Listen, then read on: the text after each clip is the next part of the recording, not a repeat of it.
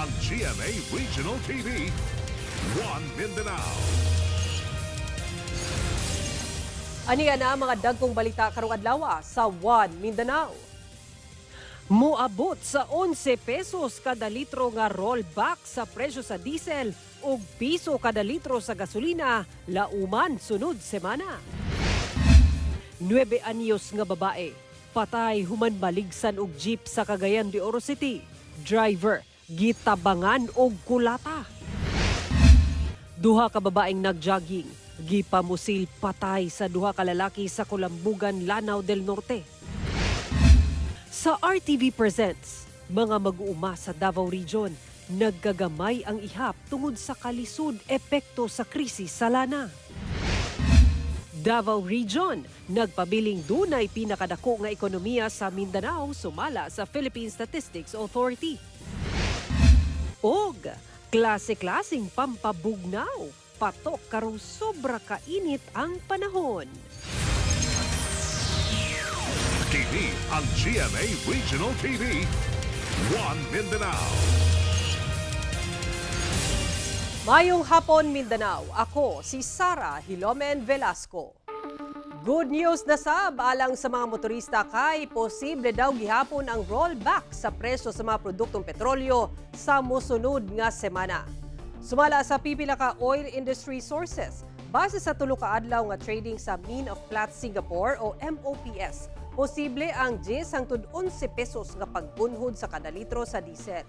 Sa gasolina, walay paglihok o dunay piso kada litro nga pag-ubos sa presyo. Apan dili pa kini pinal kay duna pay nahibiling duha ka adlaw nga trading.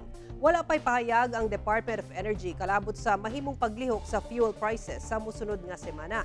Kay nung dumagiingon sa DOE nga ang gobyerno na ang magtakda sa presyo sa produktong petrolyo, samtang gipailam sa State of National Energy Emergency ang nasud. Atong sayro ng dugang pang mga balita sa Mindanao, makauban nato si Cyril Chavez live sa Cagayan de Oro City. Cyril. Salamat Sara.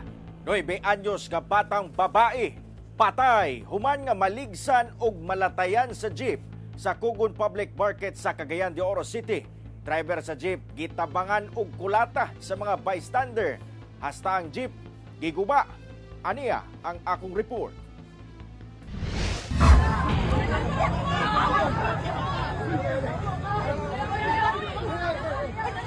Nagkagubot og gitabangan og dumog og kulata sa mga lalaking bystander.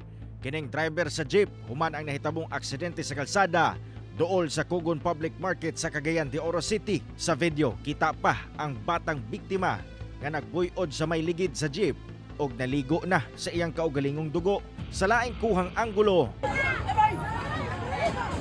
gitabangan na og badjak og pagbira sa jeep ang driver nga nakabangga sa biktima. Diyang nakagawa sa jeep, gitabangan sab kini pagkulata.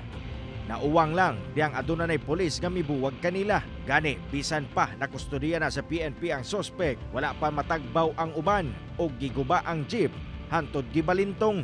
Matod sa Traffic Enforcement Unit sa Kokpo, ang sospek usa ka 47 anyos samtang ang biktima 9 anyos nga batang babae. Sa ilang investigasyon, migawas nga nawad-an kuno og brake ang maong jeep atol sa pagtabok sa biktima, rason nga naligsan. Nasayran nga daan ang guba ang brake ni Ine o giayo ra sa driver. Apan, namasada gihapon kini. Sa pipila pa ka oras before na hitabo ang maong pagbangga niya sa pedestrian. Kung makita dito atbang sa may Kugon Police Station, dito siya nag-ayo sa iyahang jeep according sa driver. Kay iyahang gi-check ang maong brake kay namatid-an niya nga wala kunoy dili o di ka bangso niyang brake. Ang jeep anana karon sa impounding area sa kapulisan. Eksklusibo sab nga nakasulod ang GMA Regional TV 1 Mindanao sa prisuhan kung asa kasamtangang gikustodiya ang jeep ni driver. Gisawayan nato nga makuha ang iyang pahayag sa hitabo, apan wala kini mitubag kanato. Samtang kasong reckless imprudence resulting to homicide ang kasong atubangon sa driver. Ang ako na lang gaagdan ani ang amahan sa bata. Kay gikan sa paghitabo, gibiyahe man nila dito padulong pa Lanao Sur kay para malubong ang bata. Then gitawagan ako ganina going na po diya nga maandar kay para magpasaka og sumbong. Kauban si Roland Cañas, Cyril Chavez, One Mindanao.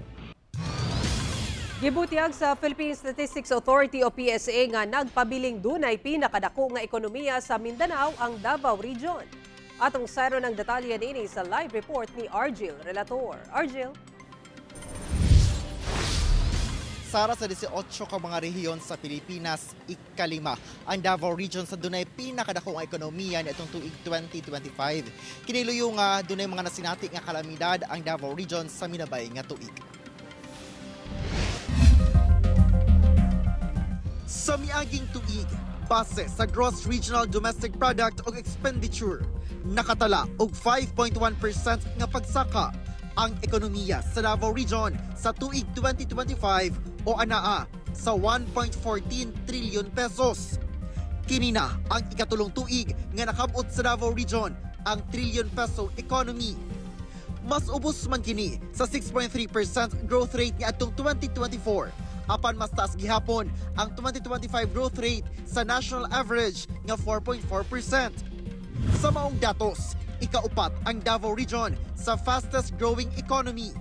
Ikalima sa dunay pinakadako nga regional economy sa nasod ug dunay 4.9% share sa national GDP. Ang sektor sa agrikultura, forestry ug fisheries nakabawi og 1.9% growth gikan sa ilang negative 0.4% nga record niadtong 2024. Now, looking at the performance of industries, the top 3 major contributors to the 5.1% growth of the region were wholesale and retail trade, repair of motor vehicles and motorcycles with 1.5 percentage points, financial and insurance activities with 0.6 percentage points, public administration and defense, compulsory social security with 0.44 percentage points. Sa kabahin sa Department of Economy, Planning and Development o DepDev Region 11, luyo sa mga hagit sa ekonomiya nga resulta sa dublet earthquake, daot nga panahon sama sa bagyo ug isyu sa panggobyerno, labi na ang flood control scandal. Nakabot gihapon sa Davao Region ang ilang annual target base sa Davao Regional Development Plan. Davao Region not only registered the fastest growth but also remained the largest regional economy in Mindanao. Tungod sa giyera sa Middle East, lauman ang negatibong epekto niini sa ekonomiya sa tuig 2026, labi na sa pagsaka sa inflation, resulta sa pagsaka sa presyo sa produktong petrolyo.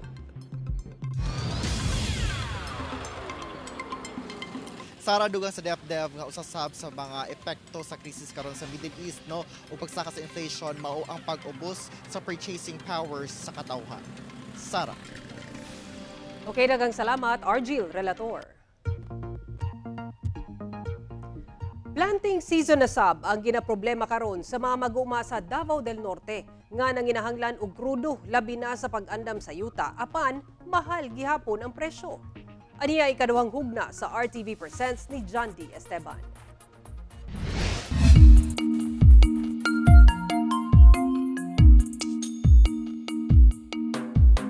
Moabot sa 33,000 hangtod 37,000 metric tons nga bugas ang ginakaon natong mga Pilipino matag adlaw. Sumala sa Philippine Statistics Authority o PSA. Samtang kapin 14 million metric tons ang konsumo sa nasod matag tuig. Kinitungod ang bugas ang atong nag-unang pagkaon. Kung ang mag-uuma dili na makasustento sa galastungon sa farm inputs, di na pakahay moabot na bugas sa atong lamesa ug gutom na lang ang mupuli sa atong mga panaksan.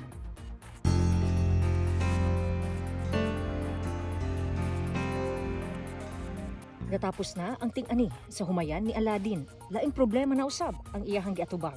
Ang tingtanom, dili ang kakapoy sa trabaho ang makapaluya kaniya, kung dili ang hilabihang pagsaka sa presyo sa krudo. Kinahanglan kini aron mapaandar ang traktor, aron matikad ang yuta. Apan ang presyo sama sa abono. Misaka tungod sa gubot didto sa Middle East. Mao na ni ang resulta sa balay. Mao na ni ang yang ma-produce nga bugas.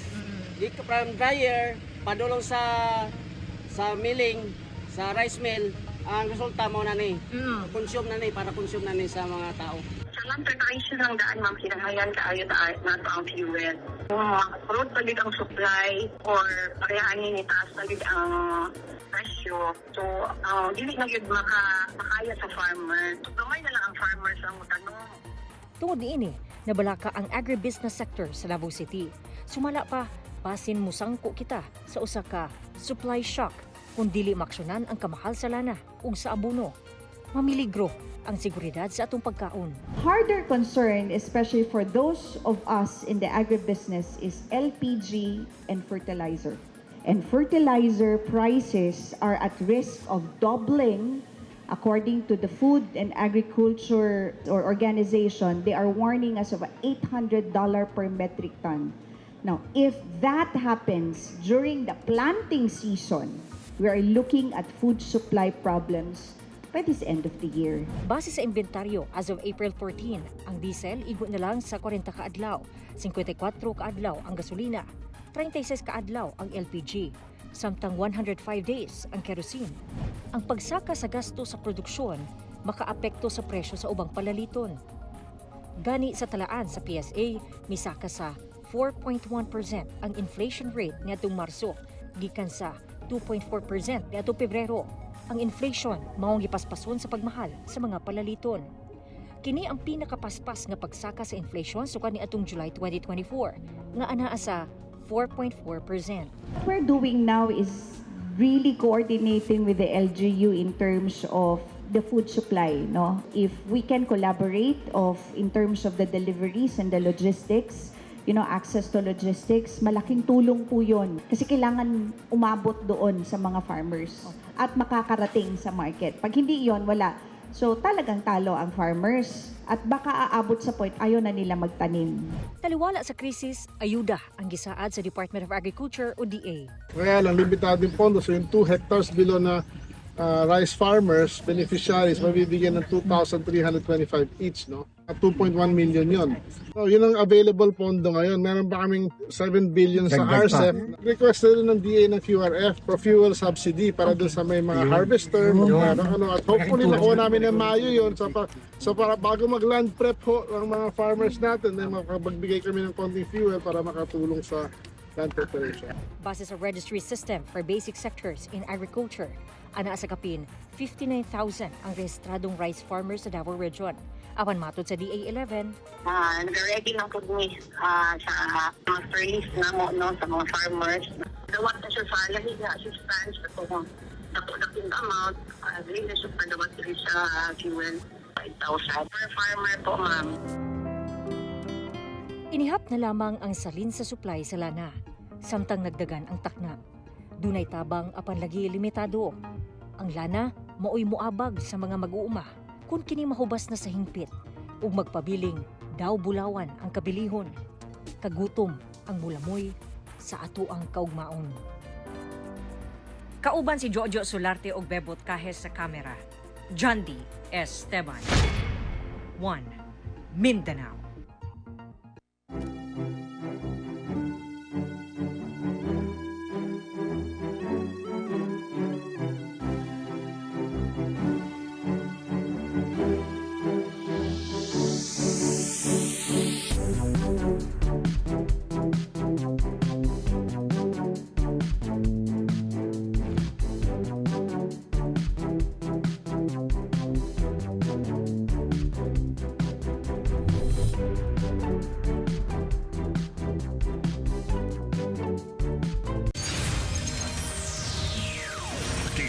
Ang GMA Regional TV, 1 Mindanao. 12 kabalay ang nasunog sa Cagayan de Oro City. Bata nga nagluto, usa sa ginalantaw nga sinugdanan sa kalayo. Ang detalye sa report ni James Paulo Yap. Kalit nga miulbo ang dakong sunog sa Zone 4, Sitio Sarat sa Barangay Agusan sa Cagayan de Oro City. Pasado alas 11 sa buntag adlong Miyerkules, sumala sa mga residente sa lugar nga paspas nga mikuyanap ang kalayo tungod sa kusog nga hangin niadtong tungura. Yang ang hangin manggod. Ang agi sa hangin paingon diri. Sa nadamay ning tabok na balay. Mo din ni katay na ning paingon diri. Kay kini manggod din sa likod, puro na mga kahoy, mga kanang mga plastic. Tungod sa kadako sa kalayo, gisaka sa ikatulong alarma ang sunog, palisuray ang pagpalong sa kabumbiruhan sa kalayo, tungod gamay ang dalan pasulod sa lugar. Mga kapuso, tungod sa kapiot, dinhi sa dalan sa Sitio Sarat, kung asa nahitabo ang sunog, maglisod na ang kabumbiruhan sa paggawas aron nga mag-refill og tubig. Busa ang gihimo karon sa mga residente, giputol ang linya sa COWD ug nagpahigayon na lamang sila karon og bucket relay aron nga mahatod ang tubig dito sa fire truck o makapadayon ang kabumbiruhan sa ilang firefighting operation. Sa inisyal nga investigasyon sa BFP, anaa sa 12 ka mga balay ang ugdaw ug usa ang partially damaged. 1 million pesos matud pa ang danyos nga natala sa sunog. Usa na sa kaanggulo nga among gatutukan kay dili man mag-focus sa isa lang kaanggulo sir, tanan man nga anggulo among tutukan. Report diri sa kitchen nagsugod ang kalayo. Sa karon temporaryong gipahimutang sa covered court sa maong barangay ang mga nasunugan. Kauban si Makoy Sempron, James Paulo Yap, 1 Mindanao. Dili mo sa napulo ka mga kabataan nga nag-riot sa Davao City ang na-rescue sa mga otoridad. 11 ka mga menor de edad ug usa ka 18 anyos nga pulos mga lalaki nga nalambigit sa riot ni adtong Martes sa gabii sa tunga sa dalan sa Ecoland, Kanto Sandawa, Davao City ang na-rescue sa mga personahe sa Public Safety and Security Office. Gi-turn over na sila sa Davao CSWDO sa pakig-alayon sa Barangay 76-A officials ug Ecoland Police Station. Mupailam ang mga na-rescue sa Community Intervention Program. Gipatawag sab ang mga ginikanan aron masiguro nga ilang bantayan ang ilang mga anak nga dili maglatagaw og 10 oras sa gabii ug malikayan nga mausab pa ang insidente. Nanawagan ang mga otoridad nga kung dunay mamatngunan nga kalapasan sa curfew o dunay mga hitabo sama sa riot, gilayon kining itawag sa 911. Patok karon ang klase-klaseng pampabugnaw sa General Santos City aron batukan ang grabing kainit sa panahon. Gani, taas nga heat index pwedeng masinati sa syudad, lakip sa pipila ka lugar sa Mindanao karong weekend. Sumala sa Pag-asa. Ang detalye sa report ni Efren Mama.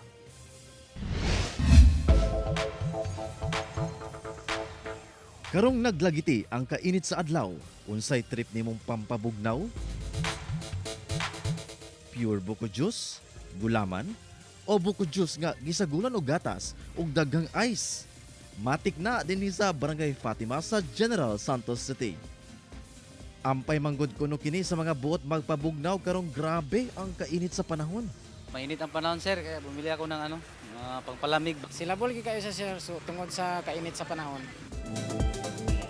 Kung bet pud nimo ang fruity dinhi sa kadalanan sa Barangay Apopong, gipaningot sa kabugnaw kini mga sudlanan sa managlahing fruit shake ug juice sama sa avocado ug dragon fruit nga dunay ice ug gatas. Tungod sa kalami, ang mga motoristang mangagi mohonong gayud aron mamalit. Busa ang mga mamaligya ay paldo kaayo. Kaya mabinta ko din mga 1.4, 1.8. So refreshing mga kapuso. Kining pampalamig, dakong tabang yun ni aron na batukan ang grabing init sa panahon. Gani, matod sa City Health Office, importante yun ang hydration. Sa panahon po na mainit ang ating mga kapaligiran, no, usong-uso po talaga ang tinatawag natin na heat stroke. No? So una po, no, kailangan po natin i-hydrate yung ating mga sarili. Uminom tayo ng maraming tubig. No? Matod sa CHO, gawas sa hydration, importante sab ang pagsuot og mga light-colored shirts ug kung mugawas, magpandong og ilikay ang kaugalingon nga mabulad sa init sa adlaw, ilabi na karong nagkataas ang heat index o ang init nga mabati sa lawas sa tawo. Sa forecast sa Pag-asa karong weekend, muabot sa 41 degrees Celsius ang heat index o kainit nga mabati sa init sa lawas sa tawo sa Jensan. Susama sab ang heat index sa Butuan, Agusan del Norte ug Davao City. Apan ang pinakataas mao ang 44 degrees Celsius sa Cotabato City. Ganong sitwasyon kasi sir, kasama yan no, sa contribution ng dry season pa rin at the same time sa ating nakikita no, na papasok na epekto nitong El Niño po sa ating bansa. Kauban si Bong Vicencio, Efren Mama, 1 Mindanao. Bisa nagpadayon ang init nga panahon, doon naghihapoy tsansa sa mga pag-ulan sa dakong bahin sa nasod. Kini tungod kay easterlies ang nagunang weather system nga makaapekto sa halos tibok nasod lakip sa Southern Luzon, Visayas ug Mindanao. Apan bisan ini, ulanon gihapon ang pipila ka bahin sa nasod. Base sa datos sa Metro Weather, dunay tsansa sa katag-katag nga pag-ulan sa Basilan, Zamboanga Peninsula ug Northern Mindanao. Busa ayaw kalimot ug dala sa mga panagang sa init, lakip ulan, mga kapuso.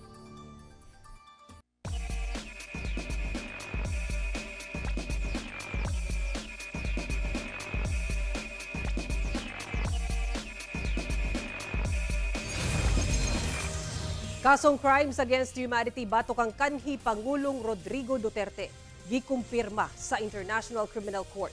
Kampo ni FPRRD nakatakdang moapila sa maong desisyon. Ang detalye sa report ni Argil Relator. Usa ka adlaw human gipagula sa ICC Appeals Chamber ang ilang desisyon diin ilang gibarugan nga dunay gihapoy jurisdiksyon ang ICC sa kaso ni kanhi Pangulong Rodrigo Duterte. Adlang Huwebes, gikumpirma sa mga huwes sa pre-trial Chamber 1 ang 3 counts of crimes against humanity batok ang FPRRD. Pre-trial Chamber 1 concluded that there are substantial grounds to believe that Mr. Duterte is responsible for the crimes against humanity of murder and attempted murder. Gibasehan matud pa sa pre-trial Chamber 1 ang desisyon sa mga ebidensya ug argumento nga gipresenta sa prosecutor ug depensa. Lakip ang submissions ug dokumento sa tanang partido nga misalmot ato sa confirmation of charges hearing nga adtong Pebrero. Busa, nakatakdang itaral ang kaso sa trial chamber nga maoy mo desisyon sa sunod nga mga lakang. Gipasalig sa ICC nga patas ug walay ginapigan ang trials ug hatagan ang depensa ug igong panahon aron pangandaman ang kaso. Muapela matud pa ang legal counsel ni FPRRD sa maong desisyon. As I said, this case is built on the testimony of cooperating criminal witnesses of the most vicious nature, and we will be preparing our cross-examination of those witnesses. They will come to give their evidence if the prosecution can manage to find them and bring them. Wala pa'y pahayag ang mga anak ni FPRRD labot sa pagkumpirma sa ICC sa kaso batok sa ilang amahan. Ako si Argil Relator. 1 Mindanao. Human sa pipila ka mga aksidente nga nahitabo sa Davao City Coastal Bypass Road, labi na og gabi, gituki sa Davao City Council ang kahinay ug dili pantay nga kahayag sa street lights. Nabantayan sa ang pipila ka street lights nga wala na misiga. Usa sa gitudlong hinungdan ang pagpangawat og wire sa kuryente labi na sa Talomo section. Ang detalye sa report ni Argil Relator. Gikan sa Kanto Talomo padulong sa tulay sa Davao City Coastal Bypass Road, dunay bahin nga ngit-ngit. Sanglit usa ka side lang ang dunay nagsiga nga street lights. Gitudlong hinungdan sa DPWH 11 ang insidente sa pagpangawat sa electrical wires sa lugar. As we can see, last Ironman 2025, it was energized, the segment A of the Davao City Coastal Bypass Road. So upon the completion of the said event, nagbalik na po itong mga kawat, sir. Tapos recently, katong sa Talomo exit, nato'y outpost sa auxiliary din, sir. Sa harap lang talaga ng auxiliary, ninakaw naman na ang wire. So may mga around 8 LED street lights na non-functioning na naman doon. Ginakuhaan pa og impormasyon ang Davao City Police Office labot sa mga insidente sa pagpangawat og kable sa kuryente sa maong bahin sa Coastal Road. Ang solar street lights gikan Tulip hangtod Rojas gawas lang sa Bukana Bridge na sayran nga anaalang sa 9 hangtod 10 lux ang gihayagon sa solar street lights. Ubos kini sa required nga 20 hangtod 30 lux. With that inspection, the recommendation of our office is to replace all non-conforming street lights of the aforementioned segment of the Davao City Coastal Bypass Road project. Lauman nga sa Mayo pa kini mailisan, sanglit ginahulat pa ang pag-abot sa stocks. Suwestyon sa Davao Light nga conventional LED lights ang gamiton, sanglit dependent sa adlaw ang solar lights, maong dili pantay ang kahayag ni ini. Magre-wire sub, sanglit copper wires ang gigamit sa DPWH nga dili haom sa standard sa Davao Light, sanglit prone kini sa kawat. Our third-party contractor submitted a budgetary cost to DPWH. It's around 40 to 50 million okay, to repair and replace this so that we can achieve the adequate lighting of that sector. Six phases. Okay. Dili matud patugutan sa City Council nga i-turn over sa DPWH ngadto sa Davao City LGU ang Coastal Road hangtod sa dili masulbad ang problema sa street lights. If it is feasible, Your Honors, that we request for Davao Light to continue with the putting up of the facility doon, yung lighting facility nila. And the cost would just be charged as capital expenditure of the company. Yung additional cost lang sa city is that we will now be paying for the electricity for the coastal road. Kauban si Melchor Awing sa kamera. Ako si Orgil Relator. 1 Mindanao. Ulahing parke nga gina-renovate sa Divisoria area sa Cagayan de Oro City, ilawom sa Project Loon House sa LGU, posibleng matapos na sunod bulan. Samtang Carless Sundays nakatagdang ipatumansab sa Divisoria area. Ani report. Gibutyag karon sa Cagayan de Oro City LGU nga hapit na matapos ang ulahing phase sa Project Loon House sa Divisoria area sa syudad. Mato ni Patrick Cabutina, nangulo sa Project Loon House, nga ang ulahing parke na lamang ang ginapaabot karon nga matapos og target ni ini nga matapos hinapos sa bulan sa Mayo. Nagsugod ang rehabilitasyon sa Divisoria area sa syudad isip inisyatibo sa LGU aron mahimong moderno ug mas walkable para sa mga pedestrian ang mga parke sa sentrong bahin sa syudad. Ginatapos na lamang karon ang 3 ka mga water fountain sa mong parke. Lakip na ang air-conditioned comfort rooms nga atimanon sa LGU.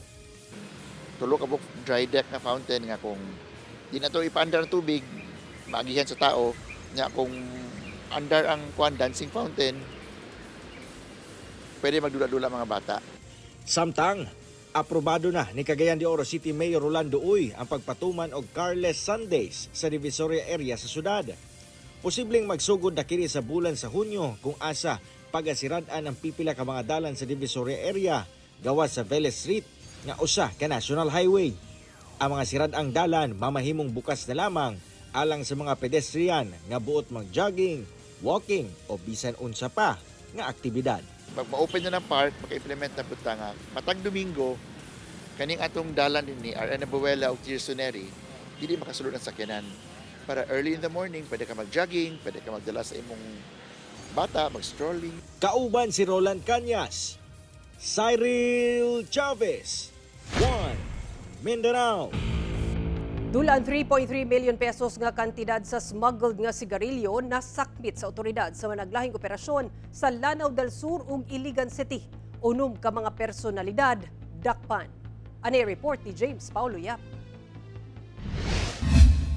Usa ka routine checkpoint ang gipaygayon sa Regional Mobile Force Battalion, kauban ang Pantar PNP sa National Highway sa munisipyo sa Pantar, Lanao del Sur niadtong adlawng Sabado.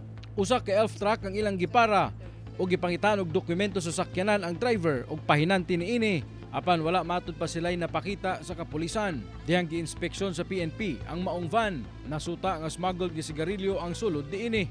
Moabot matud pa sa 30 ka mga kahon sa smuggled nga sigarilyo ang unta ipalusot sa mga sospek paingon sa Iligan City nga nagkantidad og 1.2 million pesos. Daling gidakop ang driver sa truck ug duha ka mga pahinante.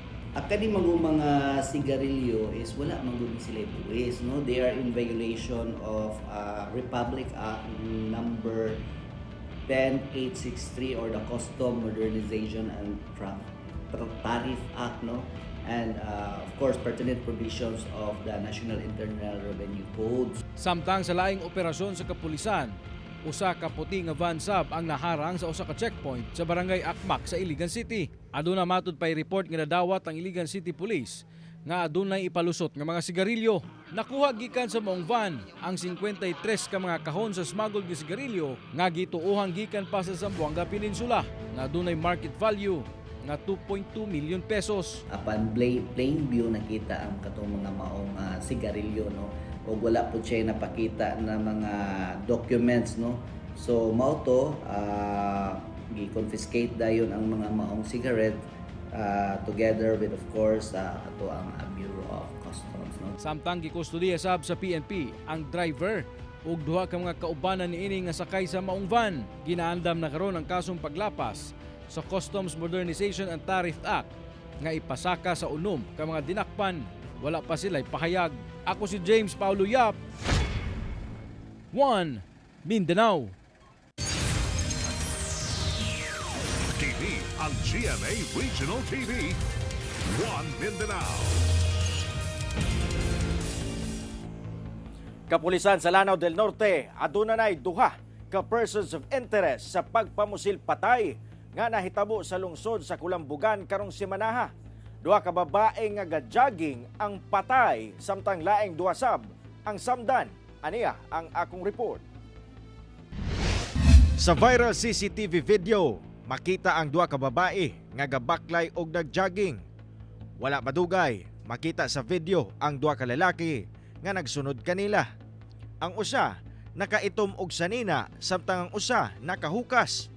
Wala madugay, wala na sa video apan madungog ang sagunsong buto sa pusil.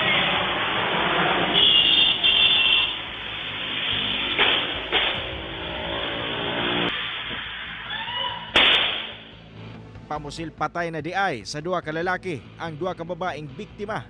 Samtang laing duha pa ka babaeng bystander ang samdan human madamay. Nakita sab sa video ang mga suspek samtang pasibat.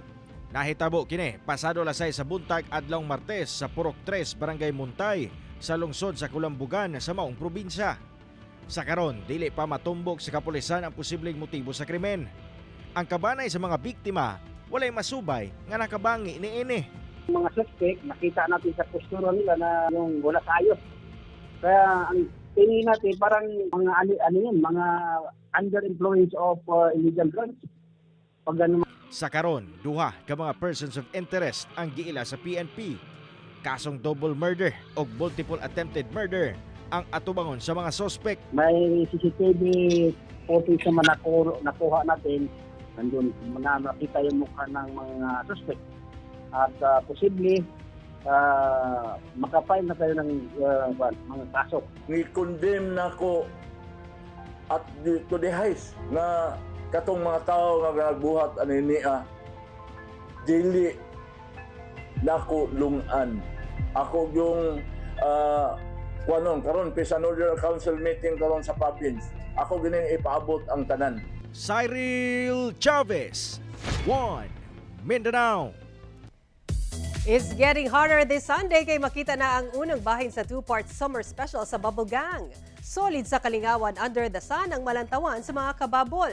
Doon na pa yung mga celebrity guests. Aside sa mga lingaw nga line, si Flex Sub sa kasang ilang summer bodies. Si Buboy Villar ug Charissa Solomon gipangandaman ang summer special nila aron mahimong fit and healthy. Si Buboy stick sa iyang brand of sexy. Si Charis nagready og sunblock ug more water kontra init sa set.